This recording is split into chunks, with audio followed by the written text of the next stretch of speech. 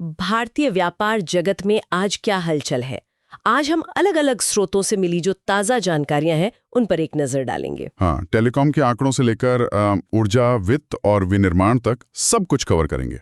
आज का मकसद है कि उन मुख्य ट्रेंड्स को समझें और उन दबावों को भी जो भारतीय अर्थव्यवस्था को दिशा दे रहे हैं। कहाँ पैसा लग रहा है, कौन सी चुनौतियां हैं और कंपनियां कैसे रिएक्ट कर रही हैं। चलिए शुरू करते हैं फिर। शुरुआत टेलीकॉम से करते हैं। जुलाई के जो आंकड़े आए हैं वो दिखाते हैं कि रिलायंस जियो और भारतीय एयरटेल, इन दोनों ने तो ग्राहक जोड़े हैं। हाँ बिल्कुल। लेकिन वोडाफोन आइडिया ने ग्राहक गंवाए। हाँ, उनका स्ट्रगल जारी है। तो कुल मिलाकर सेक्टर में बहुत मामूली सी बढ़त है, करीब 16.6 लाख ग्राहक। सही, पर जो दिलचस्प बात है वो है शहरी और ग्रामीण टेली घनत्व का फर्क। बहुत बड़ा फर्क है। कितना? शहरी घनत्व तो 134% से भी ज्यादा है। जी हाँ, 100% से ऊपर। इसका मतलब साफ है कि शहरों में लोग एक से ज्यादा सिम इस्तेमाल कर रहे हैं। तो कह सकते हैं कि शहर का बाजार तो लगभग सैचुरेट हो चुका है। अच्छा। असली ग्रोथ की गुंजाइश जो है वो अब ग्रामीण भारत में है। और ये बात नंदन नीलेकणी के उस विचार से भी जुड़ती है कि भारत एआई और अपनी कम लागत वाली इंजीनियरिंग से, हाँ। खासकर डिजिटल पब्लिक इंफ्रास्ट्रक्चर के जरिए ग्रामीण और शहरी दोनों तरह की असली समस्याओं का हल निकाल सकता है। और इसी डिजिटल राह पर इन्फोसिस और मास्टरकार्ड की पार्टनरशिप भी है ना, सीमा पार पेमेंट के लिए। बिल्कुल, वो भी एक अहम कदम है। और एक और बात नोट करने वाली है कि भारतीय आईटी कंपनियों की H1B वीजा पर निर्भरता थोड़ी कम हुई है। अच्छा, ये क्या दिखाता है? ये शायद उनके बदलते हुए ग्लोबल ऑपरेशन मॉडल का संकेत है। मतलब वो अब सिर्फ H1B पर उतने निर्भर नहीं है। ठीक है। टेलीकॉम कनेक्टिविटी से आगे बढ़ते हैं। अब उस एनर्जी पर बात करते हैं जो इन सबको पावर देती है। ONGC काफी एक्टिव लग रही है। हाँ, कई मोर्चों पर अमेरिका से ईथेन खरीदने की बात चल रही है। और रूसी तेल वो भी जारी रखेंगे अगर शर्तें सही रहीं तो। जी, और विदेशों में भी संपत्ति अधिग्रहण की तलाश में है। लेकिन हाँ, उन्होंने ये साफ किया है कि कीमत सही होनी चाहिए, वाजिब दाम पर ही लेंगे।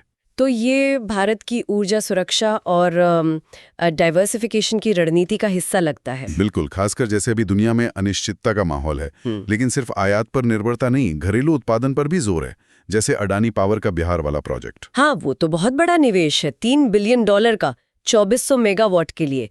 पर ये तो थर्मल पावर प्लांट है, कोयले वाला। हाँ, वही बात है। ये भारत की जो नवीकरणीय ऊर्जा के लक्ष्य हैं 2030 तक 500 गीगावाट का। जी, उसके साथ ये कैसे फिट बैठता है, ये एक सवाल जरूर है। क्षमता तो बढ़ेगी, लेकिन कोयले पर निर्भरता भी, तो एक तरह का तनाव है इसमें।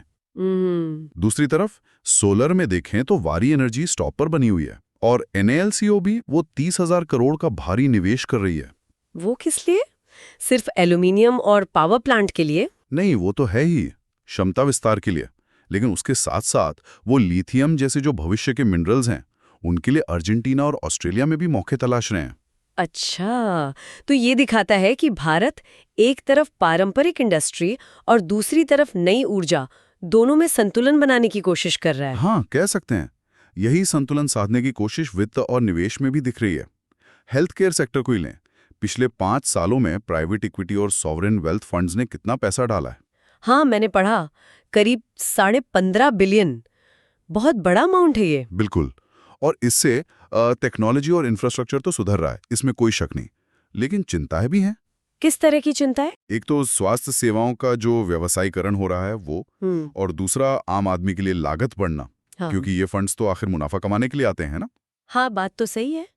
अच्छा, और निवेश की बात करें तो येस बैंक में भी कुछ हलचल है। जी, Sumitomo Mitsui Banking Corp SMBC वो शायद 16,000 करोड़ रुपए का निवेश कर सकती है येस बैंक में। अगर ये होता है तो बैंक की हालत काफी मजबूत होगी। और प्रॉपर्टी मार्केट? वहां भी तेजी है। देश के ज्यादातर या करीब 90% प्रमुख शहरों में प्रॉपर्टी की कीमतें बढ़ी हैं, सबसे ज्यादा बेंगलुरु में। अच्छा, अब जरा विनिर्माण और व्यापार पर आते हैं। अमेरिका ने कुछ भारतीय प्रोडक्ट्स पर टैरिफ लगाए थे, उसका असर दिख रहा है क्या? हाँ, दिखने लगा है। हाँ। खासकर झींगा निर्यात पर वहां 15-18% तक की गिरावट की आशंका है। ओहो। और कपड़ा, हीरा उद्योग, उन पर भी असर पड़ रहा है। दबाव महसूस कर रहे हैं वो लोग। ये दिखाता है कि कैसे ग्लोबल ट्रेड टेंशंस जैसे अमेरिका, चीन या भारत रूस तेल व्यापार वाले मुद्दे वो सीधे भारतीय एक्सपोर्टर्स को हिट करते हैं। तो कंपनियां क्या कर रही हैं? वो विकल्प तलाश रही हैं। जैसे गोकुलदास एक्सपोर्ट्स, वो अफ्रीका में उत्पादन करने पर विचार कर रही है। ये सप्लाई चेन में लचीलापन लाने की कोशिश है। मतलब मैन्युफैक्चरिंग बेस को डाइवर्सिफाई करना। बिल्कुल। इसी बीच सरकार ने थोड़ी राहत दी है केमिकल एक्सपोर्टर्स को। उनका जो एक्सपोर्ट ऑब्लिगेशन पूरा करने का टाइम था वो बढ़ा दिया है। अच्छा, और घरेलू मोर्चे पर जीएसटी में बदलाव की बातें चल रही हैं। हाँ, काफी चर्चा है। सीमेंट, कुछ दवाएं, स्टेशनरी, टेक्सटाइल, इन पर शायद दरें कम हो सकती हैं। और महंगी लग्जरी इलेक्ट्रिक गाड़ियों पर? उन पर शायद बढ़ सकती हैं। और इसी उम्मीद में कि कीमतें घटेंगी, अगस्त में गाड़ियों की बिक्री थोड़ी धीमी भी हुई थी। लोग इंतजार कर रहे थे शायद। तो इसका असर तो काफी व्यापक होगा। बिल्कुल। अलग अलग सेक्टरों पर अलग अलग असर पड़ेगा। सीमेंट, टेक्सटाइल को फायदा हो सकता है, लेकिन दूसरी तरफ बीमा कंपनियां थोड़ी चिंतित हैं। वो क्यों? अगर स्वास्थ्य बीमा पर जीएसटी छूट मिलती है तो उन्हें डर है कि उनका इनपुट टैक्स क्रेडिट अटक जाएगा। मतलब वो जो जीएसटी देते हैं अपने खर्चों पर, वो वापस क्लेम नहीं कर पाएंगे, तो उनकी लागत बढ़ जाएगी। अच्छा, ये तो एक जटिल मामला है। हाँ, संतुलन साधना मुश्किल है। और अंत में कुछ और छोटी-मोटी सुर्खियां भी हैं। रैडिको खेतान की रामपुर सिंगल मॉल्ट विस्की दुनिया की टॉप 50 में आई है। हाँ, वो एक अच्छी खबर है। और यूनिक्लो ने बेंगलुरु में स्टोर खोला है। और महिंद्रा को एयरबस से हेलीकॉप्टर फ्यूजलेज बनाने का कॉन्ट्रैक्ट मिला है।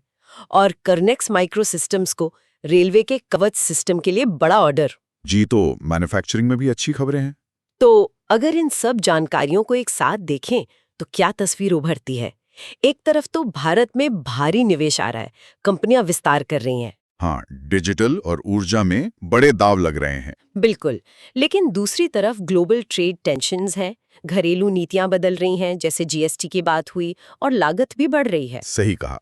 तो ऐसा लगता है कि भारतीय कंपनियां जो हैं वो अवसरों का फायदा उठाने और इन जोखिमों से निपटने के बीच एक संतुलन बनाने की कोशिश कर रही हैं। लगातार। और जाते जाते एक सवाल सोचने के लिए छोड़ जाते हैं। भारत एक ही समय में पारंपरिक औद्योगिक क्षेत्रों जैसे कोयला, एल्यूमीनियम, इनमें भी निवेश कर रहा है और साथ ही भविष्य की तकनीकों पर भी जोर दे रहा है। AI, digital infra, renewable energy, critical minerals.